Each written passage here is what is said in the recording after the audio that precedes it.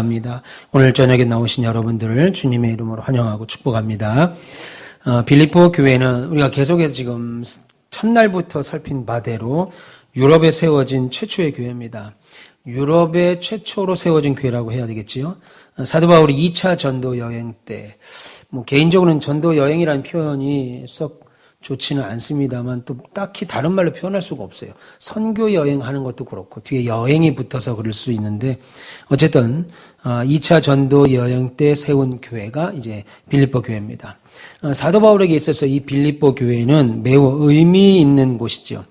왜냐하면 바울은 2차 전도 여행 때 놀라운 역사를 확인하죠. 아시아로 복음을 전하러 가려고 했습니다. 그런데 아시아로 가려고 그러면 계속 전도가 막히는 거예요. 안 되는 거예요. 하나님의 뜻이라면 이 일이 좀 순적하게 가야 되는데 지금으로 따지면 중국이나 아시아 쪽으로 이렇게 오고 싶어 했는데 계속 길이 막히는 겁니다. 그러다가 어느 한 달 꿈을 꾸죠. 아시아 반대 방향에 있었던 누구요? 유럽 사람, 성경대로 말하자면 마게도냐 한 사람이 나타나서 꿈에 우리를 좀 도와달라, 마게도냐로 와서 우리를 도와달라라고 하는 환상을 보지요. 그것을 보고 사도 바울이 성령께서 지금 원하시는 것은 아시아가 아니구나, 유럽 마게도냐 지역이구나 라는 것을 깨닫고 아시아가 아닌 지금의 유럽으로 방향을 틉니다. 이런 과정 중에 제일 먼저 도착한 것이 빌립보였고 그 유럽의 첫 선교 활동으로 인해 세워진 교회가 바로 빌립보 교회다라고 보시면 되겠습니다. 이곳에서 사도 바울은 많은 일을 경험하죠. 먼저 자주정사 루디아를 만납니다.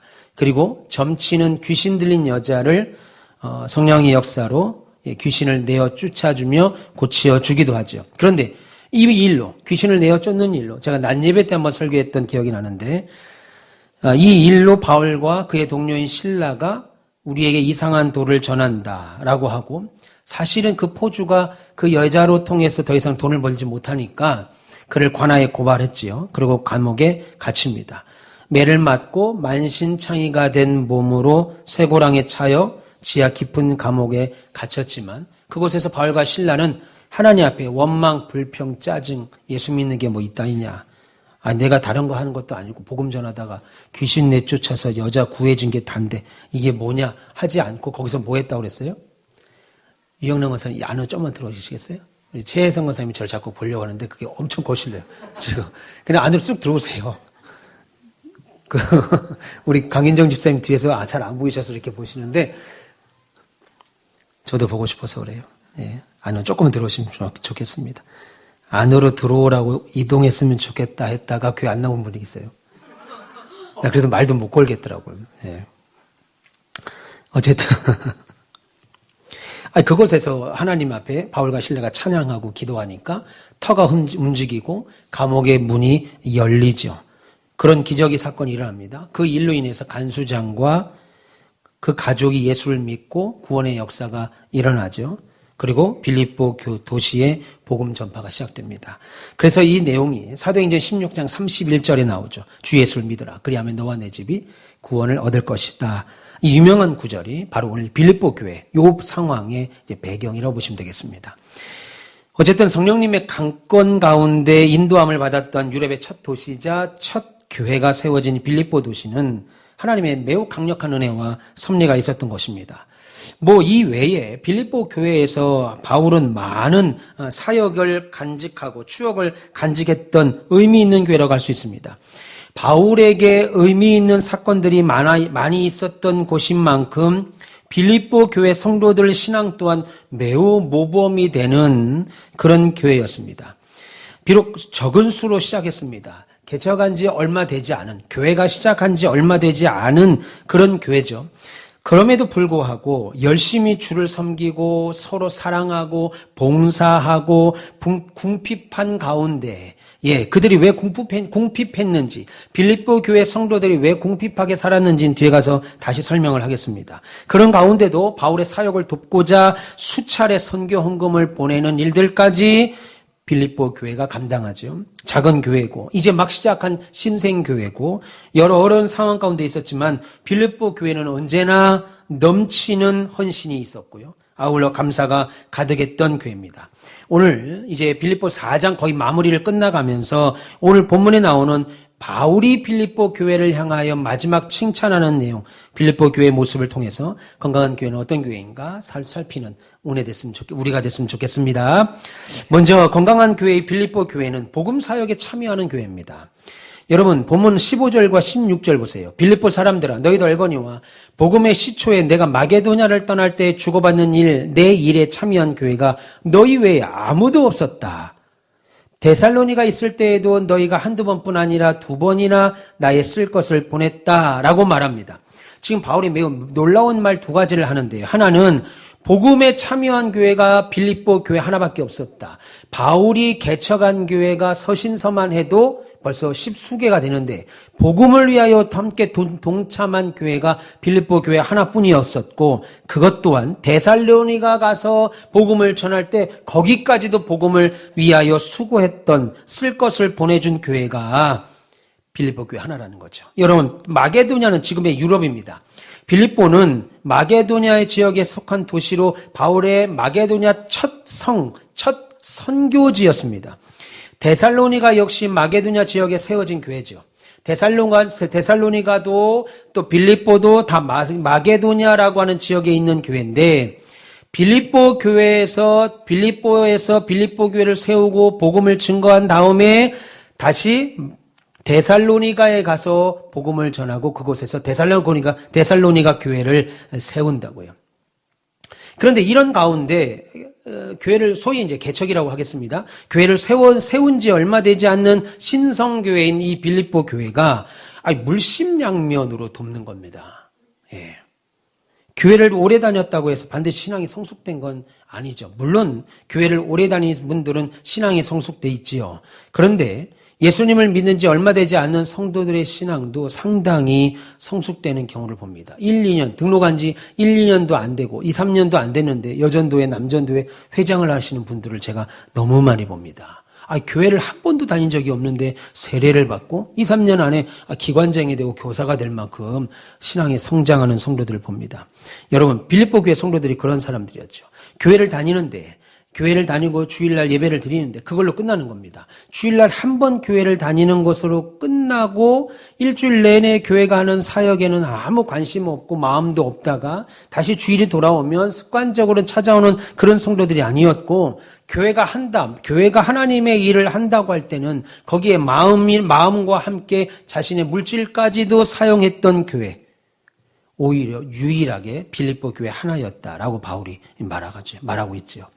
사도 바울은 전도 여행을 위해서 유럽 곳곳을 돌아다녔습니다. 그 당시에 유럽 곳곳을 마차를 타고 다니거나 한 것이 아니고 다 걸어 다녔잖아요. 다 걸어 다녔습니다. 그러니 얼마나 고되고 힘든 일이에요. 때로는 유대인들과 이방인들의 핍박을 당하죠. 여행 중에 강도의 위험을 당하죠.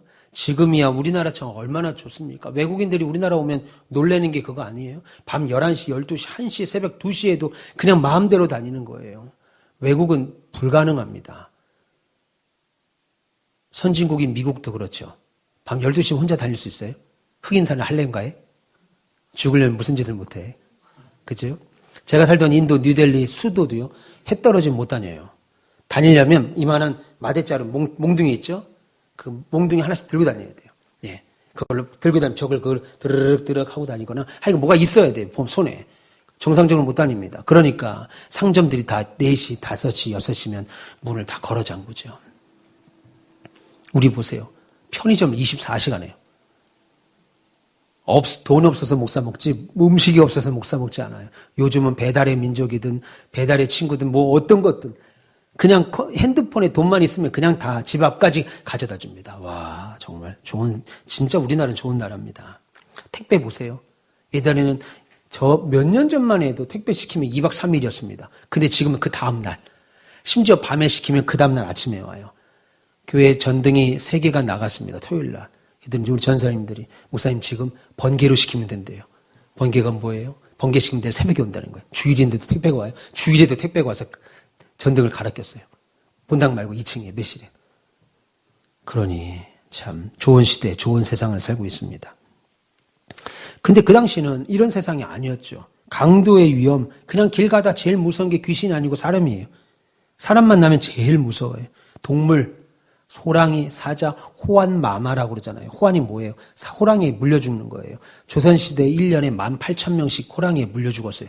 근거에 남아있습니다. 제일 무서웠던 게 호랑이. 지금 호랑이 찾아볼래? 찾아볼 수가 없죠. 그냥 길 바깥에 나가면 호랑이들이, 심지어 조선의 실록에 보면 호랑이가 궁안으로 내려왔습니다. 인왕산 밑에 있잖아요. 인왕산 밑에 있으니까 호랑이가 궁안에 들어와서, 왜 이런 얘기 하는지 알겠죠? 호랑이가 궁안에 들어와서 막 돌아다니는 거예요. 그래서 왕이 도망다니고, 내시들이 도망다니고,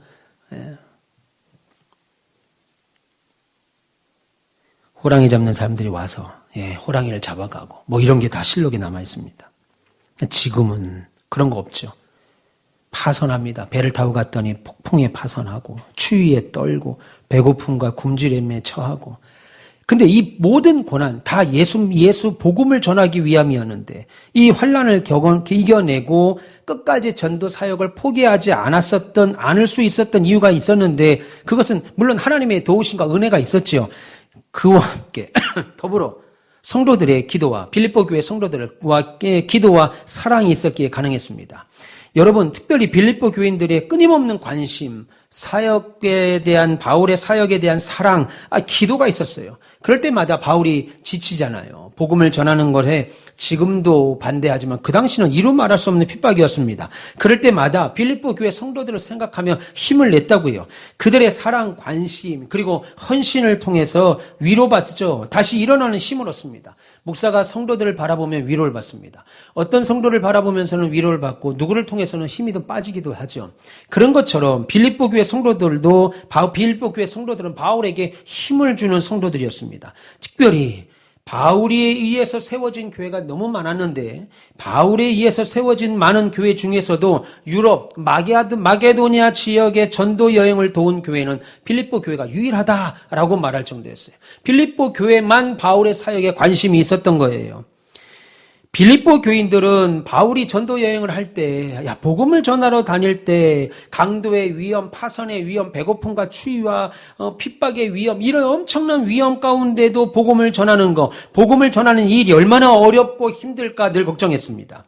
그런데 걱정하는 것에서 끝나지 않고 빌립보 교회 성도들은 헌금을 모았습니다. 그리고 자신의 교회의 중요한 인재였던 에바브로디도까지 보내요. 바울을 돕게 했다고요. 에바브로디도를 그 많은 돈을 후원금을 받아서 후원금을 모아서 에바브로디도에게 줘서 보낼 정도였으니까 에바브로디도가 그 교회에서 얼마나 신임 있는 교회겠어요. 지금이야 계좌 이체하고 카카오뱅크로 넘기면 그만이지만 그때는 돈을 다 가지고 왔다고요. 그러니까 그에게 돈을 주든 편지를 주든 주고 나서 다 사라질 각오를 하고 줘야 돼요. 그러니까 전달자들은 그야말로 복심입니다. 복심. 당시 왕들이 먹었던 음식에 술 맡은 관원장, 떡 맡은 관원장들, 지금의 기미상궁 같은 사람들 왜 있었겠어요? 먹고 나서 아무 문제 없습니다. 가짜로 먹고 없습니다. 언제든지 왕을 죽일 수 있는 최측근. 그래서 기미를 할 수 있고 술 맡고 떡 맡은 사람들은 그야말로 왕의 복심들이었어요. 왕의 마음과 함께하는 사람들인 것처럼 에바브로디도가 빌립보 교회 성도들에게 인정받지 않았으면 바울을 통하여 줄 내용들과 헌금들을 어떻게 보냈겠어요. 그런데 에바브로디도를 그 교회에서 보내지요. 바울의 복음 증거 사역을 도울 수 있도록 했습니다. 말씀드린 대로 빌립보 교회는 세워진 지 얼마 되지 않는 신생교회였습니다. 그런데 그 어떤 교회보다도 바울에 대한 사랑, 복음 증거에 대한 열정이 있었던 교회예요. 우리 교회가 이런 교회가 됐으면 좋겠습니다. 교회 숫자가 연수가 길어서 그냥 뭐라고 할까요? 고인물이라고 해야 될까요? 그렇지 아니하고 신생교회, 우리처럼 새로 시작하면서 거기에 그냥 새로 시작한 지 얼마 되지 않은 교회지만 어떤 교회보다도 바울에 대한 사랑, 또 복음 증거에 대한 열정이 있었습니다. 그리고 빌립보 교회에서 보낸 선교 후원금, 그 다음에 바울을 돕기 위한 귀한 일꾼인 에바브로디도를 만났을 때 바울이 얼마나 위로를 받았습니까? 1장, 2장, 3장, 특별히 2장, 3장을 보면 바울이 에바브로에 대한 마음을 갖죠. 에바브로가 가서 병에 걸립니다. 바울이 죽을 것 같은 고통 가운데 그가 병들었다는 사실이 바울로 하여금 괴롭게 만들었다라고 말하죠. 여러분, 힘들고 고된 사역 중에 빌립보 교인들의 이러한 사랑과 관심, 후원이 바울에게는 매우 큰 힘이 되었습니다. 바울이 사역을 할 수 있었던 결정적인 이유는 빌립보 교회가 복음 사역에 동참하는 교회였다는 거죠. 단순히 예배당만 밟고 돌아가는 사람들이 아니었습니다. 하나님의 일이 교회를 통하여 무언가를 한다고 할 때 그 일에 적극적으로 참여하고 거기에 나를 가져다 두고 가능하면 우리의 가정도 가져다 두고 그래서 하나님의 나라가 나와 우리 가정을 통하여 이루어지는 그 일에 저와 여러분 모두가 쓰임받기를 주님의 이름으로 축원합니다.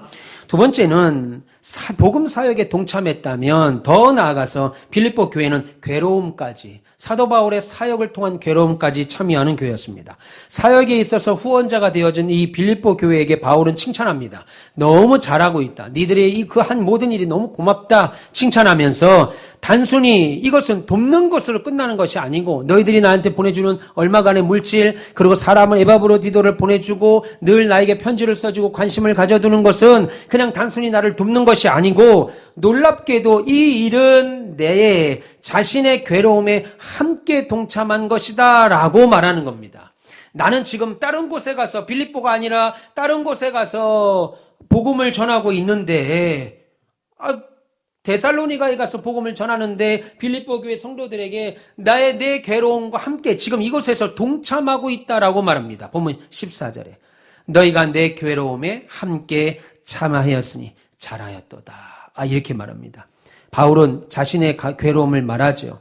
여러분 우리가 계속 봤습니다. 바울이 복음을 전한다는 이유 하나 때문에 얼마나 많은 괴로움을 겪어요. 감옥에 갇히고 40에 하나 감한 태장을 3번이나 맞습니다. 무슨 말이에요? 그 당시 율법에 40대의 태장을 때려야 되는데 때리다 보면 몇 대야? 41대 때렸네? 이러면 안 되었어요.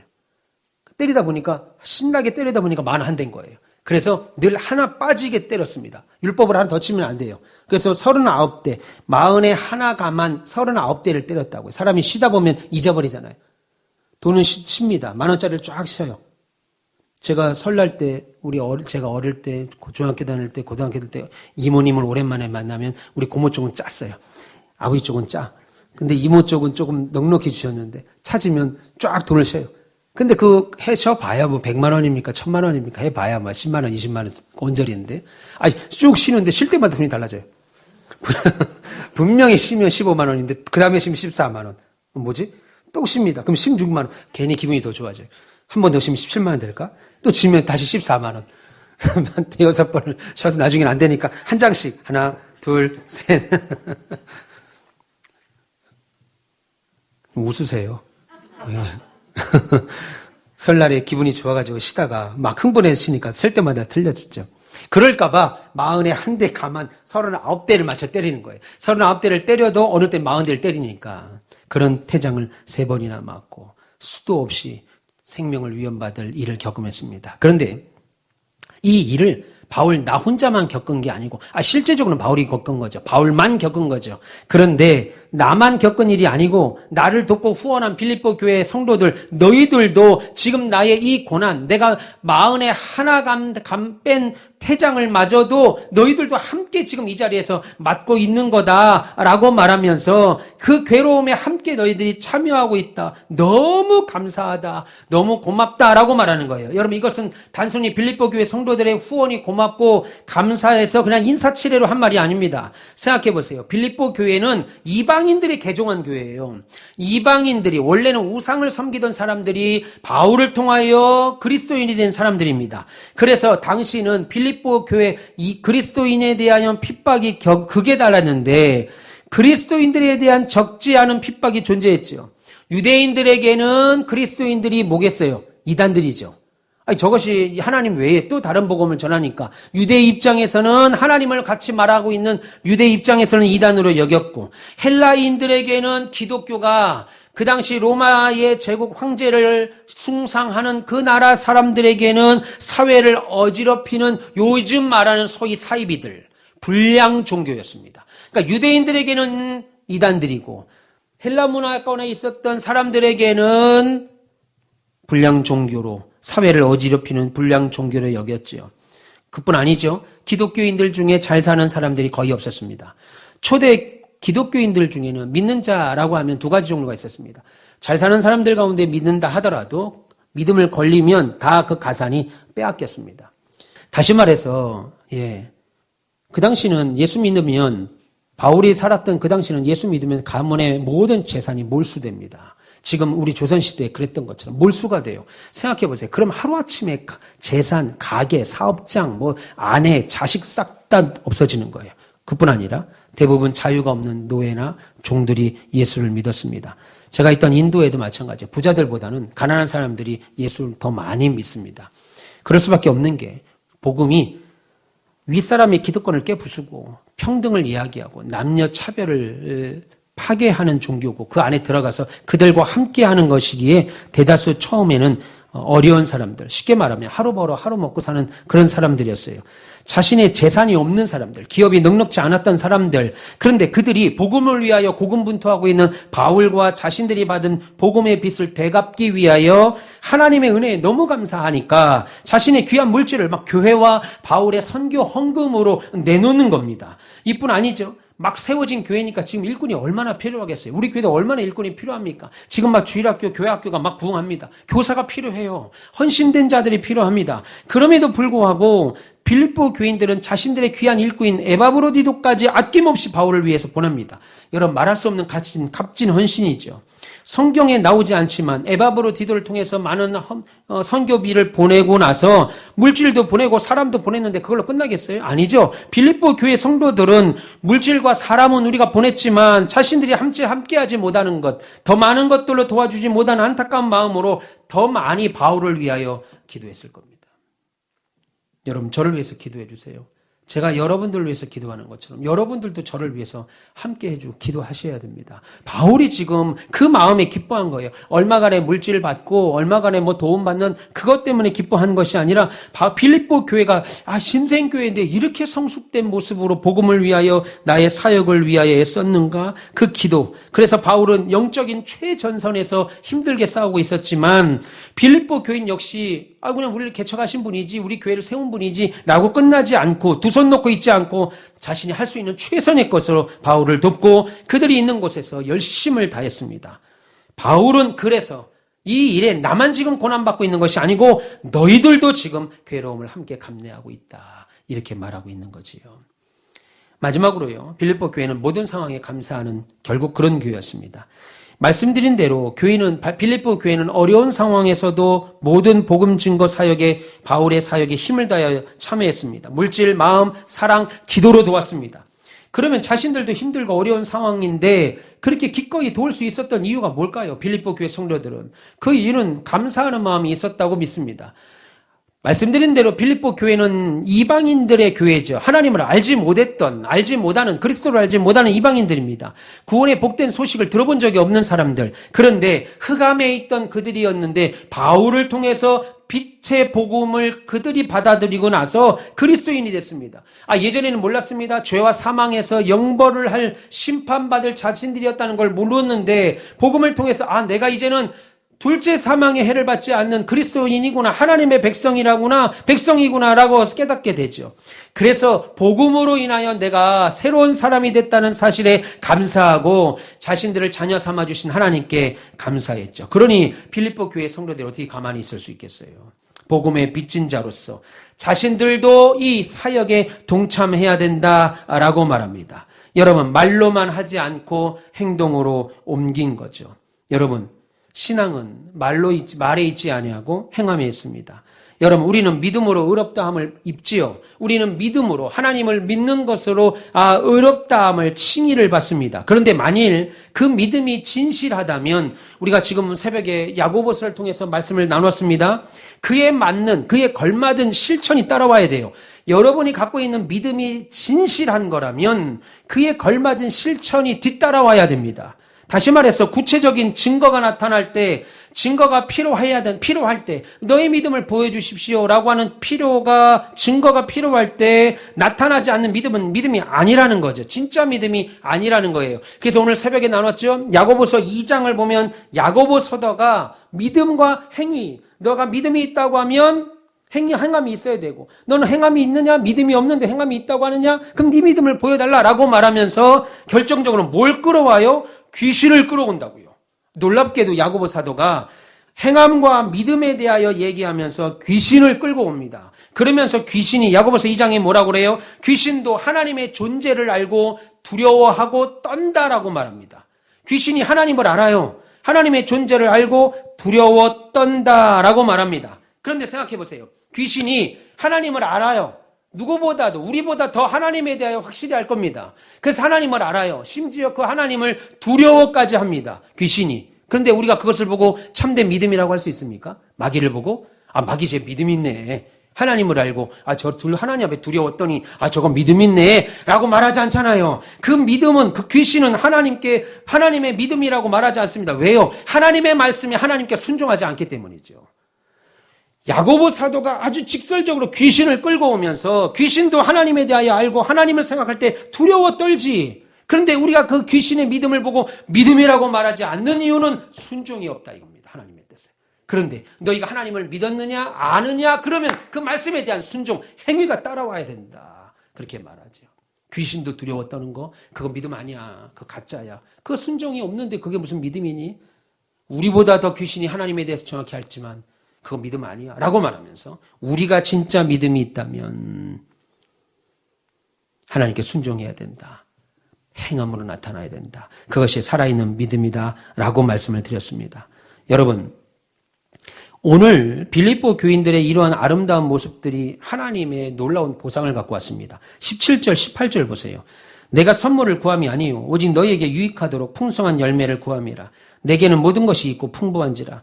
에바브로 편에 너희가 보내준 것을 받음으로 내가 풍족하니 이는 받으실 만한 향기로운 제물이요 하나님을 기쁘시게 한 것이라 라고 했습니다. 빌립보 교인들의 한 헌신이, 그들의 물질이 결국 뭐예요?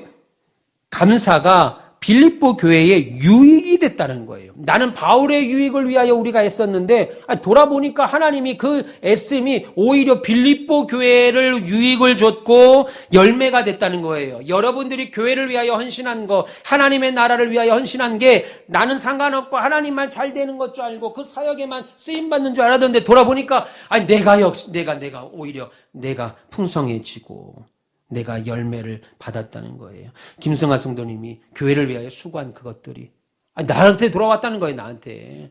목사님만 잘 먹고 잘 사는 줄 알았더니 그게 아니었다는 거죠. 오히려 여러분들에게 믿기를 축원합니다. 예, 빌립보 교회의 유익, 풍성한 열매가 됐다는 거예요. 더 나아가서 하나님의 기쁨 됐다는 겁니다. 19절 보세요. 나의 하나님이 그리스도 예수 안에서 영광 가운데 그 풍성한 대로 너희 모든 쓸 것을 채우실 것이다. 나는 분명히 드렸어요. 그래서 내게 없는데 그만큼이 마이너스 아니겠습니까? 그런데 그것이 나도 잘 될 뿐만 아니라 오히려 하나님의 영광이 되고 그리고 모든 쓸 것을 채우는 은혜가 된다라고 말하죠. 18절에서는 하나님의 기쁨이 된다 그러고 19절에서는 하나님 예수님의 영광에 참여하는 모든 쓸 것을 채워주신다라고 말하죠. 마지막 20절 보시면 하나님 곧 우리 아버지께 세세 무궁하도록 영광을 돌릴지어다. 아멘. 사도 바울이 행한 모든 일, 복음 증거와 이를 위해 감내했던 모든 핍박과 고난들이 결국은 누구의 영광? 하나님의 영광을 위한 일이었다. 바울 자신의 영광이 아니었죠. 마찬가지로 빌립보 교인들이 행했던 아름다운 희생, 헌신, 기도, 사랑, 이 모든 것 결국 하나님의 영광을 위한 일이었습니다. 우리가 하나님의 영광을 위해 살아간다면 많은 고난, 시련이 있을 수 있습니다. 때로는 많은 것 내려놓고 포기하며 살 수 있겠지만 하나님께서 그분의 영광에 참여하는 자리로 우리를 인도하여 주실 줄 믿습니다. 사도 바울이 그랬던 것처럼 빌립보 교회 성도들이 그랬던 것처럼 주를 위한 모든 열심과 진심들이 오직 하나님의 영광을 위해서만 사용되시길 축원합니다. 여러분, 빌립보 교회 성도들이 주를 위해서 감내했습니다. 희생했습니다. 헌신했습니다. 그 최선들이 다 하나님이 예수만 드러나는 일에 사용됐습니다. 저와 여러분들도 그런 삶을 살기를 축원합니다. 그런 은혜가 있기를 축원합니다. 신앙생활을 깊이 무게감 있게 하십시오. 그냥 뜨내기처럼 신앙생활 하시면 안 돼요. 그렇게 하시면 안 됩니다. 지금은 좋은 교회 찾아다닐 때가 아니고 좋은 교회를 만들어야 돼요. 우리 가온빛 교회를 좋은 교회로 세워가는 우리 되시기를 주님의 이름으로 축원합니다. 기도하겠습니다. 아버지.